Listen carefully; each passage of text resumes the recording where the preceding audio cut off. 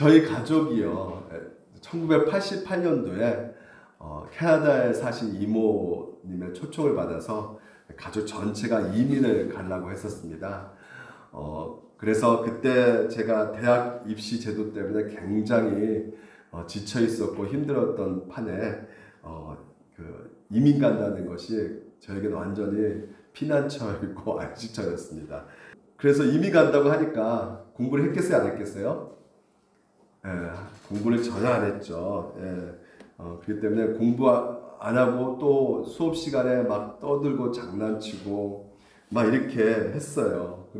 항상 이제 그 생각들이 모든 생활들이 캐나다에 연관되어서 이제 생각을 하고 생활을 하게 되는 것이죠. 그래서 영어도 이렇게 해야 되는데 영어는 안 하고 입술에는 그냥 캐나다의 어떤 소망과 그 꿈을 품고 캐나다의 이야기 맨날 얘기 나누고 이렇게 했던 것 같아요. 그리고 별로 이렇게 공부에 대해서 두려움이 없었던 것 같아요. 이제 떠나는 거니까. 그래서 친구들도 헤어지는 마당에 허랑방탕하게 막 돈도 막 팍팍팍 쓰면서 이렇게 마음대로 이렇게 생활을 했던 것 같습니다. 수업 시간 떠들고요. 근데 도련 아버님께서 갑자기 오시더니 이민이 취소됐다 이렇게 말씀하시더라고요. 제가 그날 기억나는데요. 그날만큼 황당하고 그날만큼 무서운 날은 없었던 것 같습니다. 공부를 안 했기 때문에 이거 큰일 났다, 내 인생. 이게 대학 입시 내가 떨어졌다, 이제 재수는 해야 되나 말아야 되나. 그래서 너무나 이제 걱정되더라고요. 그래서 걱정돼 가지고 잠을 못 이뤘어요. 그래서 하나님 앞에 그때 대한 기도했죠. 하나님, 이거 캐나다 우리 아버님 마음 바꿔가지고 좀 캐나다 갈 수 있게끔 해달라고 기도했는데 기도 응답이 제 아내 만나려고 하나님께 하시려고 하셨는지 응답이 안 됐습니다. 제가 이 얘기를 왜 하냐면요, 우리의 부활, 우리의 하나님 나라에 대한 생각들이 이런 생각을 가질 수가 있다는 것이죠. 주어진 일상의 삶을 다 팽개치고 나 이제는 천국 가니까, 나 구원 받으니까 이런 일상의 삶 중요하게 생각하지 않아, 이런 신앙생활을 우리가 할 수가 있다는 것입니다. 물론 여러분, 우리가 삶이 너무나 힘들고 고난이 많고요. 그렇기 때문에 빨리 천국 가고 싶은 생각도 우리가 들 수 있겠죠. 근데 좀 더 심각한 문제는 무엇이냐면 부활과 이 하나님 나라에 대해서 너무나 삶이 힘드니까 여기에 관심이 전혀 없는 것이에요. 저부터도 그런 것 같아요. 저도 이렇게 우리의 시민권은 하늘에 있습니다. 여러분, 우리 다 같이 이 땅에 살지만 영원한 하나님 나라에 소망하면서 그 설렘과 기대감으로 살아가면서 이 땅 비록 힘들지만 지금 이 시간 잠깐 스쳐 지나가는 나그네 인생길임을 우리가 알고 우리가 영원한 생명에 그 하나님 나라의 소망을 두고 우리가 이 땅에서 우리가 인내합시다라는 설교를 부활절에 이렇게 많이 했던 것 같아요. 근데 말이 맞는 말이잖아요. 그런 맞는 말이지만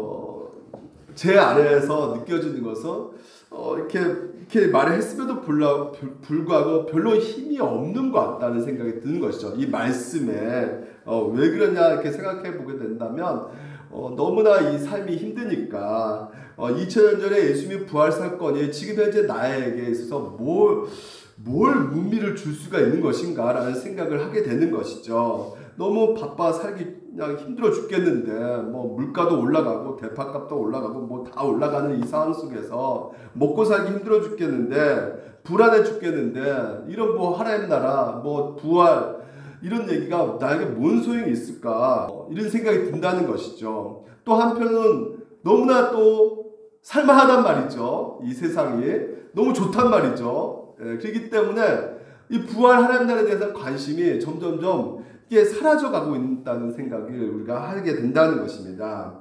그래서 그만하면 이 정도 하면 내가 살만하니까 뭐 부활 이런 거 뭐가 중요하냐 이런 생각을 우리가 하게 된다는 것이죠.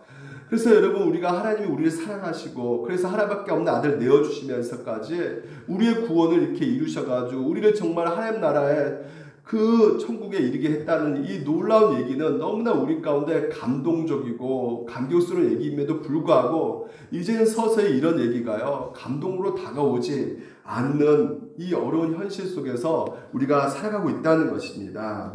이 나그네 인생길이다. 이 땅은 천국의 소망을 두자. 현실감이 떨어진다는 것이죠. 어저께 제가 아는 그 교회 친구 집사님이 그런 말씀 하시더라고요. 아니 무슨 부활 설교를 하냐.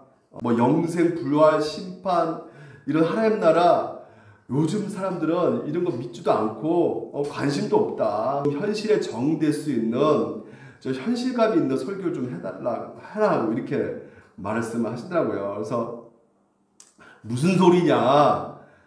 기독교의 가장 큰 핵심은 부활이다. 부활을 안 믿으면 이건 성도가 아니다. 그거 부활을 전하지 않으면 이건 가짜 성도를 만들 수밖에 없게 되는 것이다. 이렇게 제가 말을 했지만요. 마음 한편 속에서는 제가 부활의 중요성을 여러분 가운데 오늘 설교하지만 과연 얼마나 많은 분들이 거기에 위로를 받고 또한 평안을 누릴 수 있을까라는 생각을 해볼 때 그냥 다른 설교를 할까? 막 어저께 갈등이 오더라고요. 이 부활 너무나 좀 부활 이게 너무나 막연하게 들리잖아요, 여러분. 근데 여러분 사실은 여러분 우리가 이렇게 여러 가지 그 삶의 원인, 여러 가지 문제의 원인이 어디에 있을까라는 생각을 해볼 때 우리 마음에 있는 것이죠. 중요한 것은. 그렇지 않습니까? 우리 마음에 어떤 마음을 갖고 있느냐? 불안감이 있단 말이에요. 그러니까 이 불안감이 있기 때문에 그냥 빨리 이 땅에서 그냥 빨리 떠나고 싶다, 천국 가고 싶다 이런 생각도 갖게 되는 것이고요. 이런 불안감이 있기 때문에 현실감이 떨어진다. 부활은 그냥 먹고 살기 바빠 죽겠는데 그런 얘기 그만해라. 이런 생각을 갖게 된다는 것이죠. 그래서 여러분 가운데 이 불안감 몰아낼 필요가 있는데 오늘 예수님께서 제자들 앞에서 부활하셔서 나타나셔가지고 이런 말씀을 하시는 것이에요. 제자들이 유대인들을 두려워하여 모인 곳에 문을 닫았더니 이제 불안하고 있는 것이죠. 자기를 잡아올까봐. 근데 예수님께서 부활하셔서 나타나셔가지고 이렇게 말씀하십니다. 이르시되 너에게 평강이 있을지어다. 여러분 불안감을 몰아내기 위해서 가장 중요한 것이 무엇일까요? 평강이죠. 편함이 덧입혀짐이 되는 것이에요. 그렇지 않겠습니까? 그러면 오늘 여러분 가운데 이 평강, 평함을 누릴 수 있는 것은 오늘 이 부활의 세 가지, 이 세 가지 사실을 우리가 믿고 알아갈 때 여러분 마음 가운데 평함이 올 것이라는 그 확신 속에서 말씀을 준비했습니다. 그래서 오늘 세 가지예요. 여러분 가운데 이 평함을 밀려오기 위한 방법 가운데 이것을 알 때 여러분 가운데 평강이 임하는 것이죠. 첫 번째 부활의 증거를 우리가 살펴볼 것이고요. 두 번째는 부활의 현재성. 오늘 부활의 은혜를 살펴볼 겁니다. 시간이 좀 걸릴 것 같아요. 그래도 괜찮죠? 오늘 부활절이니까 벌써부터 입이 그냥 앙 물고 있는 분도 계시는데 한번 끝까지 인내하시면서 의지 발동하시면서 잘 들어보시기 바랍니다. 먼저 오늘 이 십자가에 당하신 예수님께서 당시 아리마대 요셉과 이제는 그 니고데모 아시죠? 니고데모 밤중에 예수님께서 만나시잖아요. 이 니고데모와 함께 예수님 씻을 이제는 수습해가지고 이제 돌무덤에 이렇게 안치를 합니다. 거기서 이제는 세마포도 입히고 이제 향품도 이렇게 쓰고요. 그래서 무덤에 이렇게 안치하게 돼요.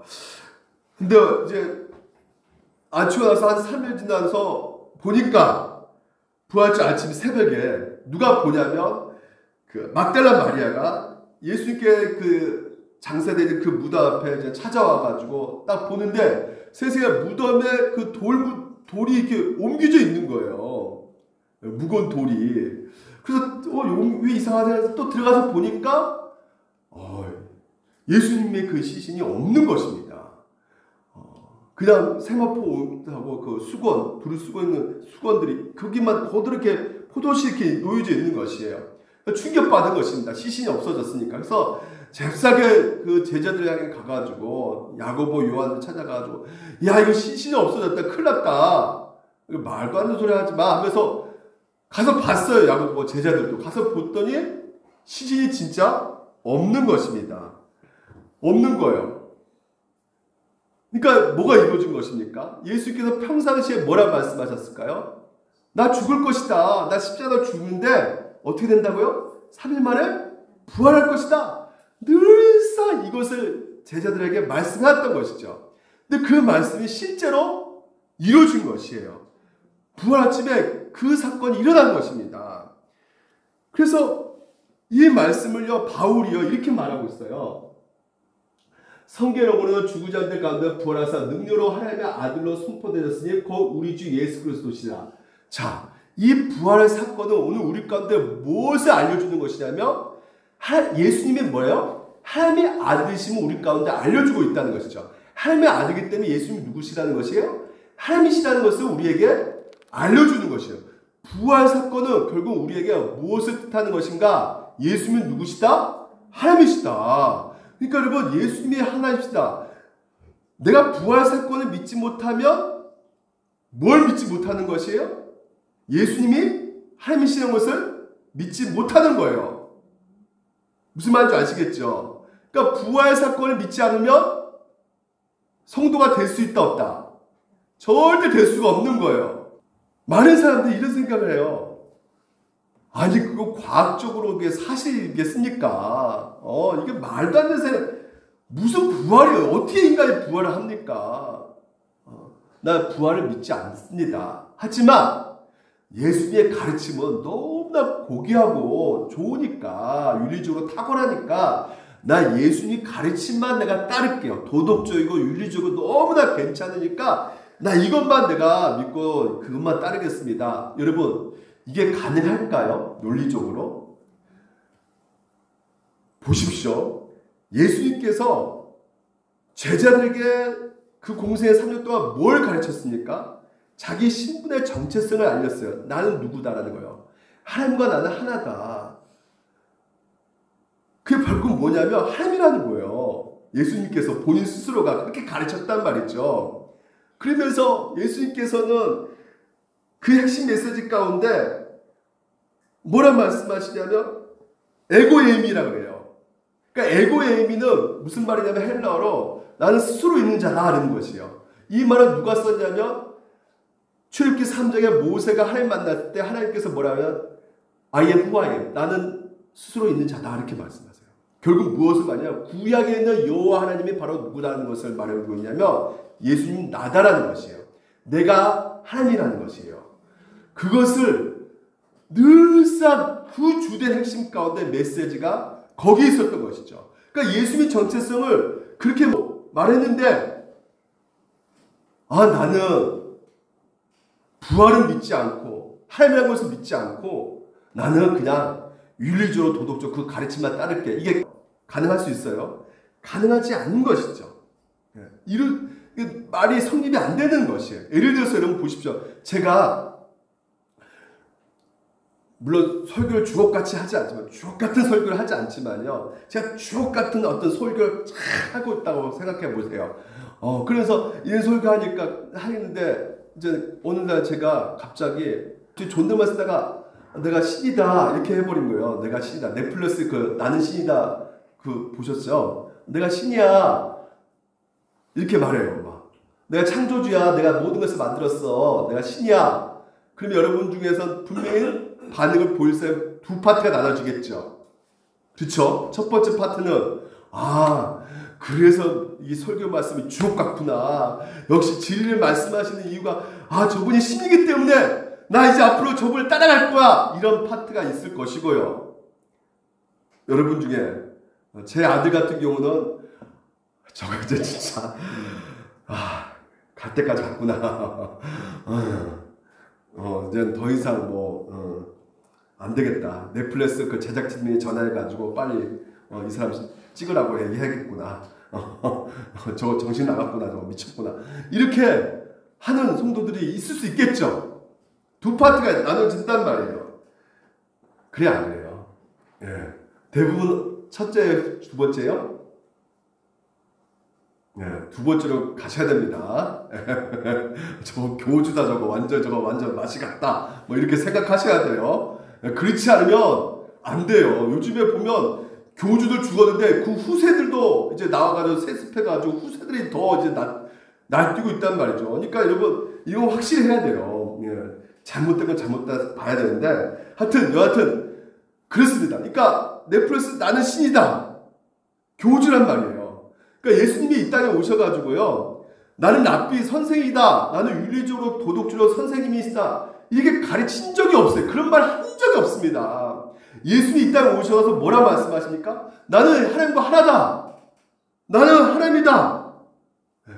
그러면 당연히 그 당시에 있는 사람들이 두 파트로 생길 수밖에 없는 거예요. 아 맞다. 그분이 하나님이시다. 이런 기적들 이런 이적들 보니까 진짜 저분은 진짜 심적인 능력 갖고 계시는 하나님이다 라고 믿는 사람도 있을 뿐더러 또한 반대로 어떻을까요? 저 미쳤구나 저거. 저 제정신이 아니다. 신성 모독죄다. 해서 반대하는 사람이 있을 것이라는 말이죠. 근데 오늘 여러분 무슨 일이 일어났을까요? 부활이 일어났단 말이에요. 진짜 예수님께서 부활하셨다는 것입니다. 그러니까 오늘 우리 가운데 알려주고 있는 것이 무엇입니까? 예수님께서는 진짜 하나님이시구나라는 것을 오늘 바울이 오늘 우리 가운데 알려주고 있는 것이에요. 이 오늘 말씀을 통해서 예수님은 하나님이시다. 왜? 부활하셨기 때문에. 그러면 그 증거를 대봐. 이렇게 말할 수 있겠죠. 여러분 증거가요. 여러분 가운데 시간 관계상 너무나 많지만 딱 세 가지만 말씀드릴게요.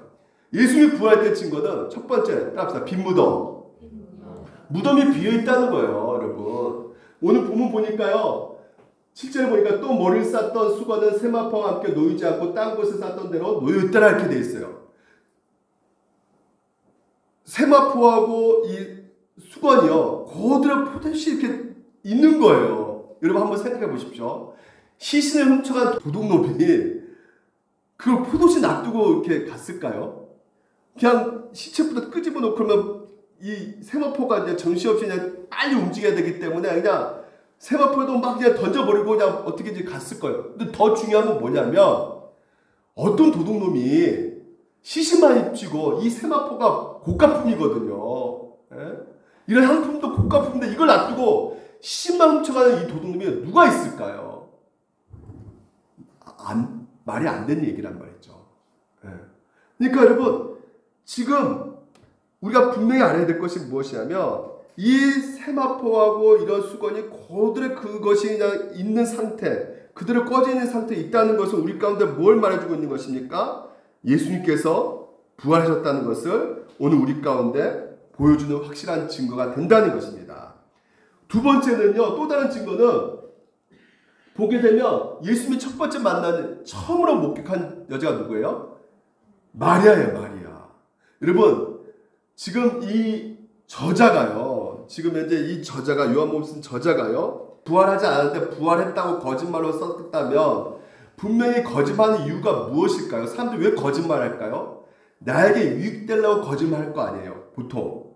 그렇지 않습니까? 뭔가 손해보고 피해를 보기 싫어서 거짓말하잖아요. 그러니까 부활이 있다는 것을 거짓말이라는 것을 속여가지고 어떻게 말해야 되냐면 사람들이 좀 믿게끔 해줘야 되거든요.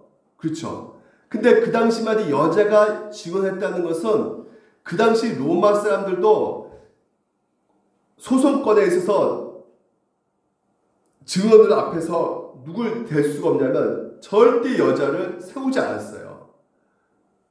여자를 믿지 않았단 말이죠. 그 증언자로서 설 수가 없는 것이 바로 여자들이었어요. 그러니까 당연히 이 저자가요. 분명히 알고 있겠죠. 내가 여자로 이렇게 썼다면 사람들이 다 어떻게 해요? 거짓말로 알 것이다. 그러니까 뭐요? 남자로 써야지 사람들이 볼 거란 말이죠. 믿는단 말이죠. 근데 왜 여자 있는 그대로 썼을까요? 그렇습니다. 이게 진짜 사실이기 때문에 있는 그대로 사실대로 꾸밀 필요가 없고요. 조작할 필요가 없는 거예요. 진짜 사실을 전하기 원했기 때문에 그것이 목적 자체이기 때문에 꾸며낼 필요가 없는 것이죠. 그래서 여성이 예수 부활의 첫째 증인으로서 지금 현재 이 저자가 기록하고 있는 것입니다. 예수님이 진짜 부활하셨기 때문에 진짜 여자가 봤기 때문에 그러니까 이 저자가 쓴 글은 거짓말이다 거짓말이 아니다. 진짜라는 거예요. 거짓말이었다면 남자로 써야 되는 것이에요. 네, 남자로 남자. 세 번째는요. 예수님께서 부활하시고 나서 40일 동안 이 땅에 계셨죠. 그렇죠? 그리고 올라가셨어요. 승천하셨어요. 그럼 40일 동안 누가 봤을까요? 보십시오. 순서를 보십시오. 장사 지낸 바 되었다가 성경대로 사흘 다시 살아사 게바에게 보이시고 후에 12제자에게 보이시고요. 그리고 누가 보였다는 거예요? 누가 봤다는 거예요? 500의 형제들이 일시에 다 봤다는 거예요. 바울이 얘기합니다. 봤다고. 진짜 봤다고. 지금 고린도 전서의 이 편지는 언제 쓰여졌냐면 AD 55년경에 쓰여졌다고 해요. 예수님의 부활하신 게 AD 33년경이잖아요. 그러니까 20년 정도, 예를 들면 22년 정도 지난 때 지금 이제 쓴 거예요. 바울이 이 편지를. 그러면 교회에 아직까지 누가 있을까요? 예수님이 부활한 것을 본 사람이 있을까요? 없을까요? 교회에. 있었단 말이에요. 그래서 바울이 뭐라 그러냐면 지금 현재 누군가가 예수님 진짜 부활했어요?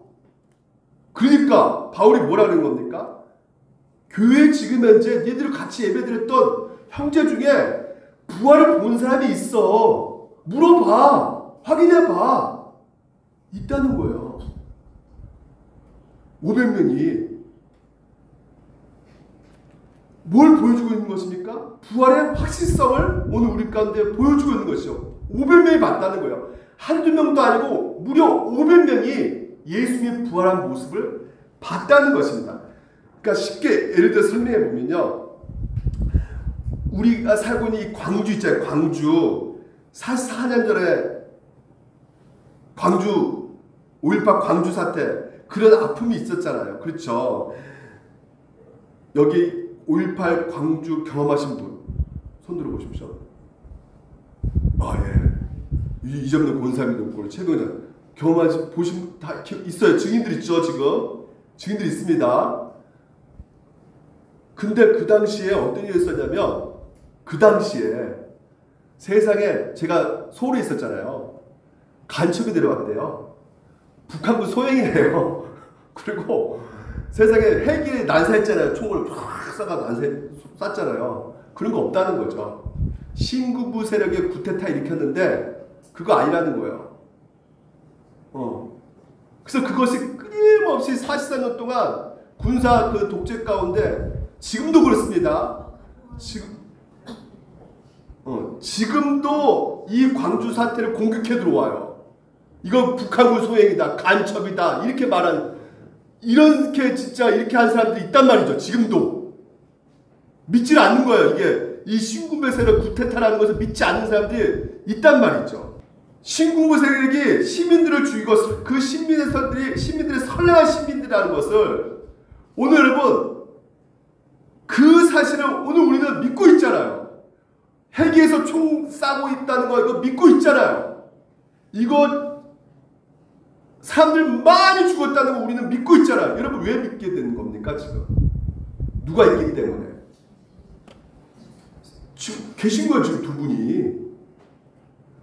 아직까지 생존자가 계신 거란 말이죠. 지금 현재 광주에. 그분들이 계셔서 알려주고 있단 말이죠. 무슨 간첩이냐. 선량한 시민들이 그 구테타 일으킨 거 막아가지고 싸운 것이다. 말해주고 있단 말이죠. 팩트란 말이에요. 팩트. 그 증인이 팩트란 말이죠. 근데 증인이 몇 명이라고요 지금? 500명이 했단 말이에요. 500명. 500명 그 당시에 교회에서 봤단 말이죠. 이 예수님이 부활했다는 것을. 확실한 증거입니다. 이거보다 더 확실한 증거 없어요. 생존 다 계신 거예요. 5.18 광주 사태 그 계신 분이 보신 분들 다 계신 것이란 말이죠. 그렇기 때문에 우리는 확실히 5.18 광주가 이 신군부 세력의 구테타였구나라는 것을 확실히 알 수 있는 것처럼 오늘도 예수님의 증인들이 있기 때문에 우리가 뭐요? 부활이 확실하구나라는 것을 알 수가 있는 것입니다. 심지어 그 제자들이 어떤 제자들이었습니까? 원래 예수님을 배반하고 베드로 같은 거는 3번 부인했단 말이죠. 자기 유익과 목적을 위해서 예수를 쫓아갔던 이들이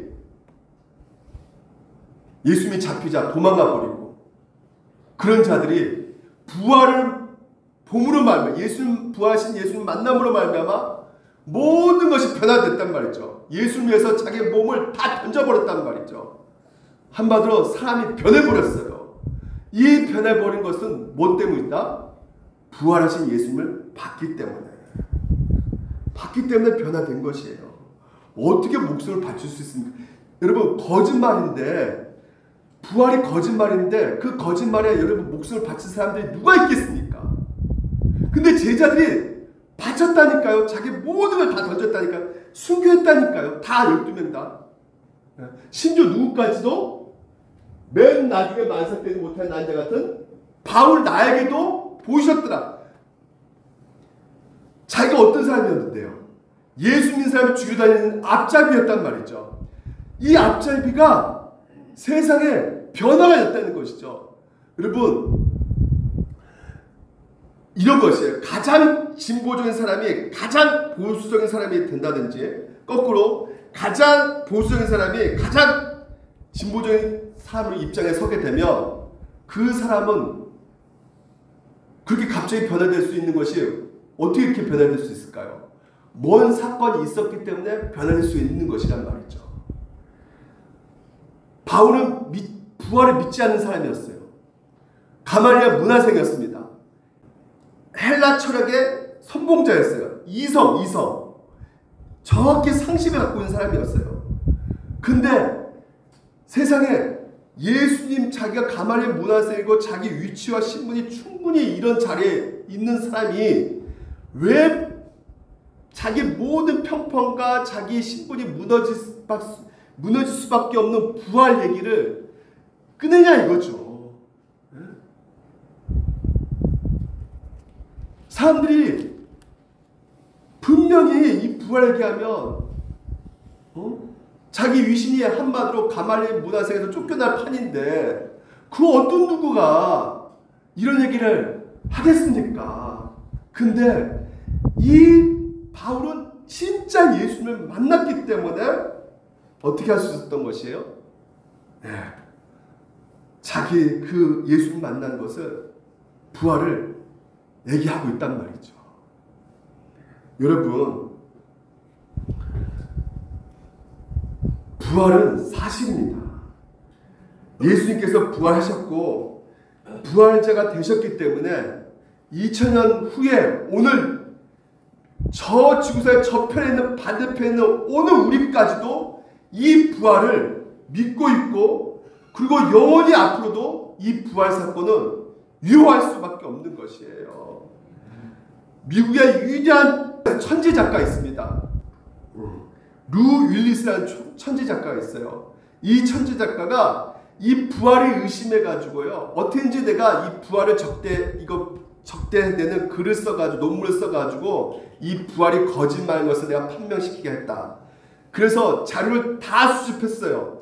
자료를 다 수집해가지고 연구한 끝에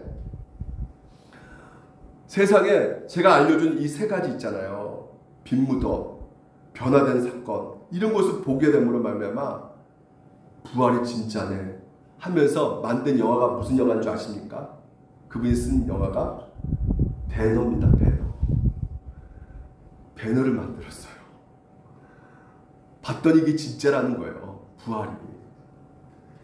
여러분, 부활이 진짜 이게 증거가 있다는 것을 확인하고, 부활의 증거가 진짜 오늘 우리 가운데 믿어지고, 그리고 확신 갖게 되면 여러분 마음 가운데 평안이 옵니다. 이걸 믿지 못하기 때문에 불안한 거예요. 결론적으로 부활을 믿지 못하기 때문에 불안해질 수밖에 없는 것입니다. 두 번째는 부활의 현재성입니다. 부활은, 자 보십시오, 현재성, 역사입니다. 역사의 주관자가 누구십니까? 하나님이시죠. 그러니까 하나님은 보십시오, 시작이 있으면 모든 것은 끝이 있습니다. 입학하면 졸업합니다. 당연히 끝이 있습니다. 입사할 때가 있으면 퇴사할 때가 있는 것이에요. 골록을 잡을 때도 있지만 골록을 내려놓을 때도 있습니다. 이 세대 역사는 시작도 있지만 끝이 있단 말이에요. 하나님이 이 모든 역사 가운데 시작을 일으켰죠. 창조하셨습니다. 그러면 어떻게 하실까요? 창조하셨으니까 끝도 있을까 없을까요? 있습니다. 언제 끝납니까? 예수님이 다시 오실 때 끝나죠. 그래서 예수님께서 오실 때 이렇게 말씀해요. 이 계시를 보면 첫째 부활이라는 것이에요. 첫째 부활에 누가 참여하느냐? 복이 있고 거룩하도다 이렇게 말했어요. 그러니까 첫째 부활에 참여한 자는 거룩하다는 것이에요. 예수님이 다시 오실 때, 이 재림 때 부활이 일어나죠. 근데 그 첫째 부활 가운데 참여한 자가 누굽니까? 예수 그리스도를 믿는 자들. 그 예수 그리스도를 나의 구주로 고백하는 자들은 어떻게 되는 것이에요? 복되다 이렇게 말을 하고 있어요. 여러분, 어느 신학자가요, 그 목사님인데 이 부활의 도표를 아주 잘 그려놔가지고 제가 따왔습니다. 인용합니다. 자, 보시면, 자, 보이십니까? 이 세대가 있죠. This age 이 세대가 있습니다. 올 세대가 있어요. 그렇죠? 예수님이 다시 오십니다. 그렇죠? 이 올 세대 가운데 보게 되면 지금 이 R이 뭐냐면 리프레젠트라 가지고 부활이에요. 첫 번째 부활이 일어난다는 것이에요. 첫 번째 부활이. 그리고 두 번째 부활이 있다는 것입니다. 그러니까 예수 믿는 사람들은 뭐냐면 첫 번째 부활을 하게 돼요. 첫 번째 부활 아까 봤잖아요. 첫 번째 부활이란 복이 있도다. 첫 번째 부활을 하게 되는 것입니다. 그래서 이 첫 번째 부활, 예수님이 이미 우리 가운데 오셨죠. 리프레젠트 크라이스트, 예수님이 초림하셨어요. 이 점선 있죠. 점선. 이 점선은 우리가 실제로 보이지 않지만 예수님께서 이 땅에 오셨단 말이죠. 근데 이제는 첫 번째 부활 가운데는 반드시 우리가 다 본단 말이에요. 예수님의 부활을, 예수님이 오시는 것을 우리가 본단 말이죠. 그리고 올 세대, 이 올 세대가 무슨 세대입니까? 이제 근본적으로 우리가 하나님 나라를 가는 것이에요. 올 세대 하나님 나라가 온단 말이에요. 그래서 예수님께서 뭐라고 말씀하시냐면 회개하라, 천국이 가까웠느냐. 그러면서 뭐예요? 천국이 가까웠다는 것은 천국이 왔다는 거예요. 누구 때문에? 예수님이 이 땅에 오시면서 하나님 나라가 이 땅 가운데 임했어요. 믿으십니까? 하나님 나라가 임했어요. 그러니까 현재 하나님 나라가 예수님 오심으로 말미암아 이 초림tem으로 말미암아 오셨다는 것이에요. 그래서 우리가 지금 현재 하나님 나라를 이 땅 가운데 맛볼 수 있습니까? 없습니까? 맛볼 수가 있게 되었다는 것이죠. 하나님 나라가 올 세대가 이미 우리 가운데 임했다고 말을 하고 있는 것이에요. 그래서 첫 번째 부활 우리고, 그쵸? 그러면 첫 번째 부활. 그러나 이제 그리스도께서 죽은 자 가운데서 다시 살아서 잠자는 자들 첫 열매가 되셨다. 우리는 그러나 각각 자기 차례도 되리니 먼저 첫 열매인 그리스도요, 다음에 그가 강림하실 때 그리스도께 속한 자요. 오늘 첫 열매가 부활로 되신 분이 예수 그리스도께서 보여주셨죠. 그 다음에 예수를 우리가 보게 되면, 여러분 감나무에서 감을 따먹으면 이게 첫 번째 감을 따먹으면 이게 맛있다 그러면 나머지 감은 뭐예요? 맛있는 거죠.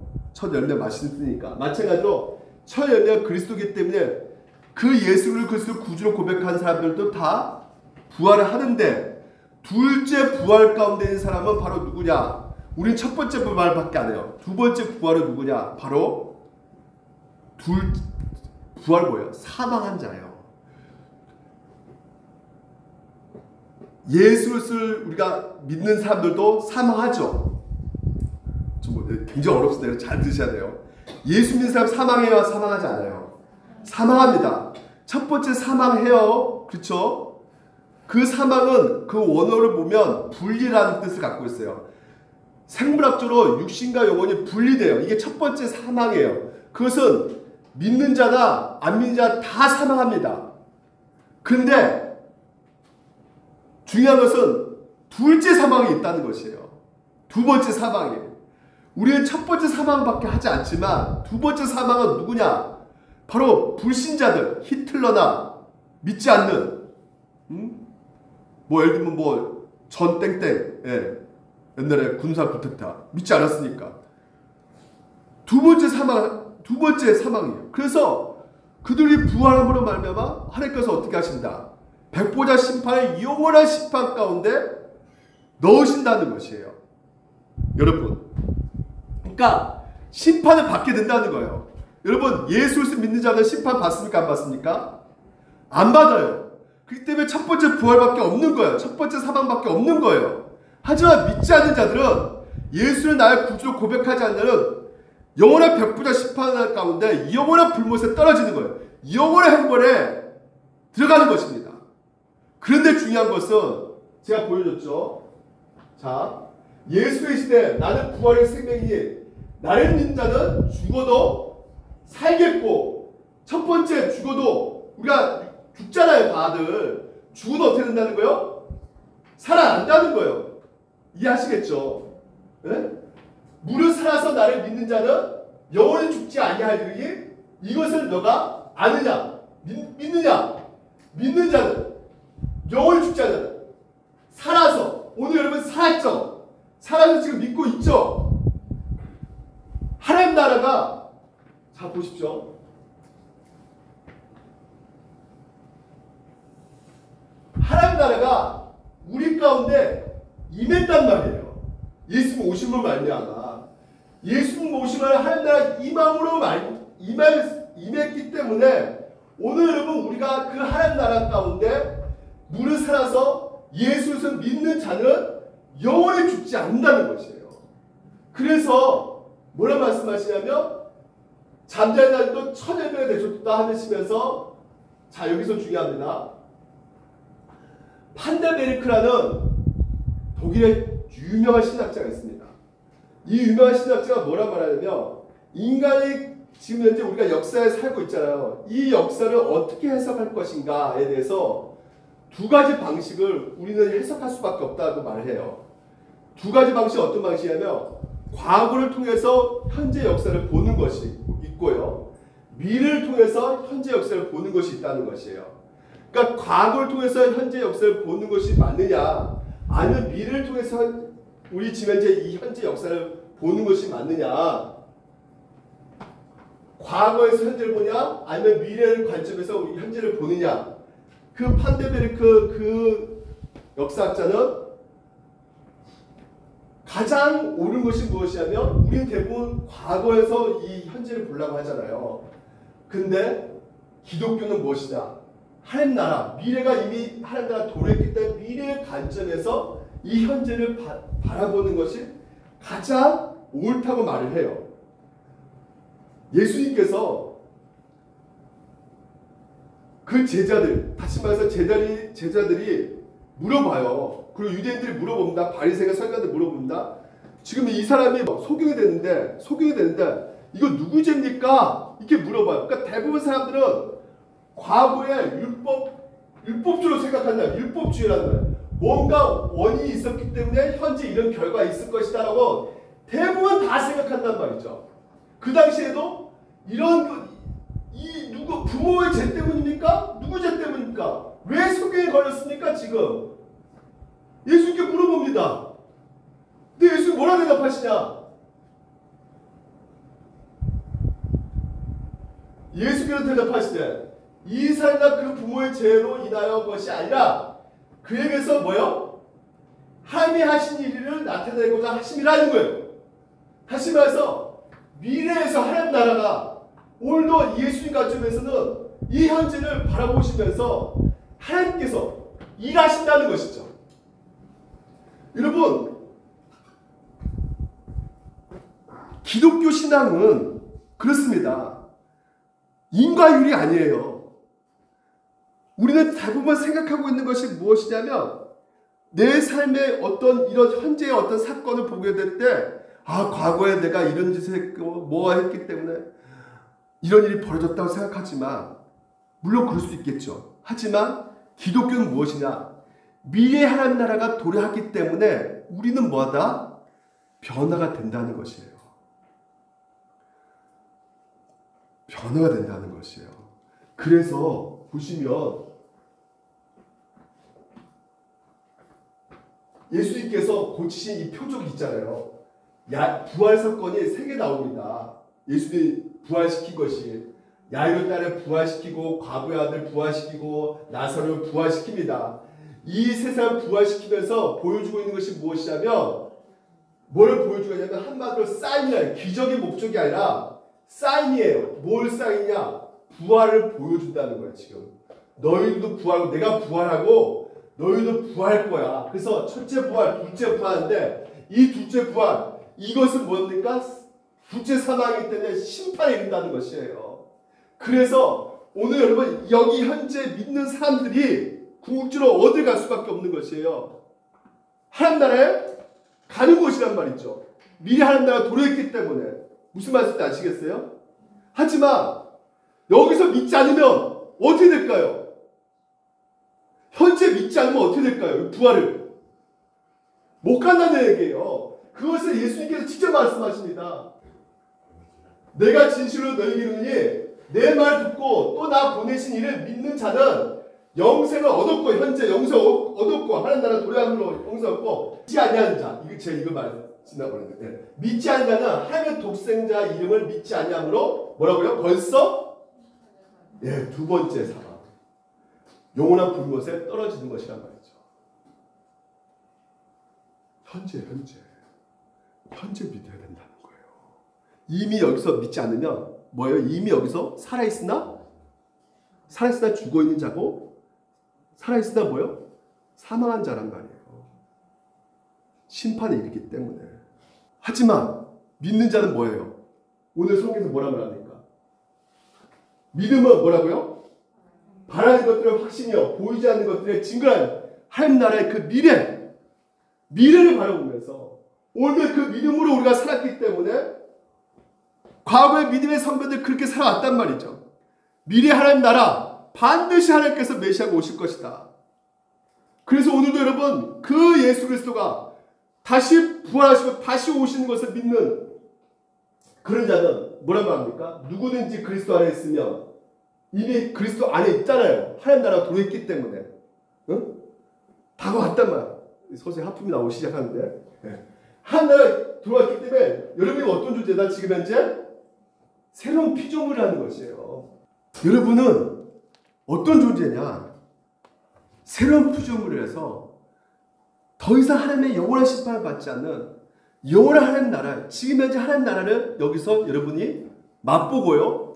궁극적으로 또 하나님 나라를 어떻게 해요? 경험하게 되는 것이죠. 예수님이 오실 때. 그래서 여러분이 받은 그 놀라운 이 부활의 사건이 바로 뭐라 그러는 것입니까? 이것을 믿는 자는 복이다라고 말하는 거예요. 복되다라고 말하는 것입니다. 부활을 믿으셔야 됩니다. 미래의 하나님 나라의 그 미래가 이미 우리 가운데 덧입혀졌어요. 그래서 정확하게도 여러분 현 시점 우리가 어떻게 보셔야 되는 것이에요? 과거를 통해서 현재를 봐야 되는 겁니까? 너 때문에 내가 이렇게 망했지 이렇게 생각하면 돼요? 안 돼요? 안 된단 말이죠. 비록 내가 현재 그렇게 실패하고 어렵다 할지라도 미래에 뭐가 있는 거예요? 하나님 나라가 우리 가운데 도래했기 때문에 나는 새로운 피조물이기 때문에 내 정체성을 정확히 알게 되면 오늘도 내 삶이 뭐예요? 그 수많은 제자들이 변화된 것처럼 내 삶도 그 변화의 삶을 살아낼 수 있다는 것이에요. 그래서 예수님의 부활은 최종적인 구원이고 최종적인 심판이 되는 것이란 말이죠. 이미 예수님의 부활로 말미암아 심판을 받을 것인가 아니면 영원한 구원을 받을 것인가 여기에 있는 것입니다. 기독교의 핵심은 따라서 합시다. 십자가 부활이다. 다른 종교도 방언도 다 하고요. 고행도 하고요. 여러 가지 경건한 훈련도 합니다. 하지만 다른 종교와 차이는 무엇이냐? 부활 없습니다. 부활 없어요. 윤회설이죠. 그러니까 부활의 현재성. 오늘 여러분 이것을 믿을 때 오늘 여러분 가운데 불안하지 않을 수 있습니다. 마지막으로 이제 5분 만에 빨리 끝낼게요. 부활의 은혜란 말이에요. 보십시오. 첫날 일찍이 아직 어두울 때 누구라고요? 막달라 마리아를 세상에 이 저자가 처음 목격자로 등장시켰는데 이 막달라 마리아가 누굽니까? 적어도 좀 이렇게 훌륭하게 좀 예수님 목격한 사람은 좀 멋있게 등장시켜야 될 거 아니겠어요? 그럼 저자가 적어도 좀 막달라 마리아 말고 좀 남자들, 유명한 인기 스타들, 뭐 대제사장 이런 사람들 좀 목격했다고 써서야 될 텐데 이 막달라 마리아가 무덤에 와서 봤다는 거예요. 이 막달라 마리아가 어떤 여자냐면 귀신이 들린 여자예요. 7 귀신. 온전하지 못한 여자. 예수님 치료를 받은 거죠. 보십시오. 뭘 말해주고 있는 것입니까? 이미 하나님 나라가 도래했단 말이에요. 하나님 나라 도래함으로 말미암아 중풍병자가 어떻게 해요? 도래했으니까 일어나는 것이죠. 하나님 나라 도래하니까 뭐요? 소경이 어떻게 해요? 보이기 시작하는 것이죠. 하나님 나라가 임하니까 가난한 자가 어떻게 되는 것이에요? 부여지는 것이죠. 노예가 어떻게 되는 거예요? 하나님 나라가 임하니까 자유자가 되는 것이죠. 지금 막달라 마리아 귀신이 어떻게 해요? 하나님 나라가 임하니까 쫓아냈단 말이에요. 다시 말해서 귀신 들린 막달라 마리아일지라도 하나님께서 어떻게 하신다는 거예요? 하나님 나라가 임하는 그 나라는 어떤 나라다? 차별이 있다 없다? 없다는 거예요. 여러분. 이 세상은 군사 독재, 뭐 검찰 독재도 이런 말도 나오죠. 뭐 김정은 저기 북한 독재, 온통 독재, 차별밖에 없는 이 세상에 살고 있는 것입니다. 네? 끊임없이 서로 비교 의식하면서 서로가 우월감, 열등감 느끼면서 거기서 좌절하고 또한 거기서 더 자기 인정 가운데 높아지려고 하는 그 욕구가 끊임없이 우리를 더욱더 교만하게 만드는 이 세상 가운데 살아가고 있어요. 이게 세상이에요. 근데 하나님 나라가 임하게 되면 하나님 나라는 무엇이라고요? 그 막달라 마리아도 중풍병자도 가난한 자도 다 뭐요? 똑같다는 이거예요. 왜 똑같냐? 다 같이 하나같이 자격이 없기 때문에. 모두 다 자격 없는 자가 누구로 은혜로? 예수 그리스도의 은혜로 구원받았기 때문에요. 내가 훌륭한 점이 있다면 모르겠는데 모두 다가 훌륭하지 않는다는 것이죠. 내 소유가 없다는 것이에요. 모든 것이 예수 그리스도의 그 은혜 가운데 구원받았다는 것이에요. 그래서 평안하다. 오늘도 너희가 평강이 있을지어다. 지금 막달라 마리아를 통해서 지금 메시지를 듣잖아요. 제자들에게 뭐를 말하고 싶은 것입니까? 제자들아, 배신했잖아요. 도망갔잖아요. 죄책감이 있는 그 제자들에게 너희들 죄책감 갖지 마. 너희들 평안해야 돼. 왜? 내가 살아났으니까. 내가 너와 함께 있으니까 걱정하지 마. 평안해? 오늘 예수님께서 말씀하고 계시는 것입니다. 오늘 여러분 하나님 나라가 이미 여러분 가운데 임했어요. 그럼 오늘도 동일하게 하나님께서 예수님께서 뭐라 말씀하십니까? 평안할지어다. 내가 너와 함께하고 있어. 너 죄책감 느끼고 있지? 이것 때문에 너 저주받았다고 생각하지? 안 되는 일 때문에 사업의 실패 때문에 망했다고 생각해? 너 지금 건강 때문에 지금 몸이 많이 안 좋아? 너 지금 이제 네 몸이 망쳤다고 해서 너 실패한 것 같아? 아니야. 괜찮아. 다 괜찮아. 합시다. 괜찮다. 다 괜찮다. 다 괜찮은 것이에요. 왜? 예수님께서 오늘 오실 가운데 함께하고 계시기 때문에. 그래서 여러분 가장 불안한 게 뭡니까? 가장 걱정되는 게 뭐야?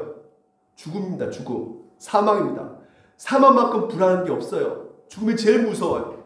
예수님이 같이 함께하기 때문에 뭐라 말씀하십니까? 사망아, 너희 승리가 어딨냐? 지금까지 사망이 앞섰어요. 우리를 불안해하고 우리를 겁주고 사망이 우리를 진짜 올가맸단 말이죠. 죽음이 이제는 뭡니까? 57절 우리 주 예수 그리스도를 말미암아 우리에게 승리 주신 하나님께 감사하노라. 왜? 사망이 이제는 꺾여버렸기 때문에. 사망의 권세를 이겨버렸어요. 예수님께서 승리하셨단 말이에요. 그래서 더 이상 우리 가운데 사망이 우리를 쏘지를 못한단 말이죠. 왜? 예수님이 부활을 믿는 우리들은 예수님께서 오늘도 우리 안에 함께 계시기 때문에. 그래서 오늘 여러분 예수님께서 우리 가운데 찾아오셨고 예수님이 우리 가운데 사셨어요. 오늘 여러분 이 시간 왜 이렇게 설교를 길게 하느냐?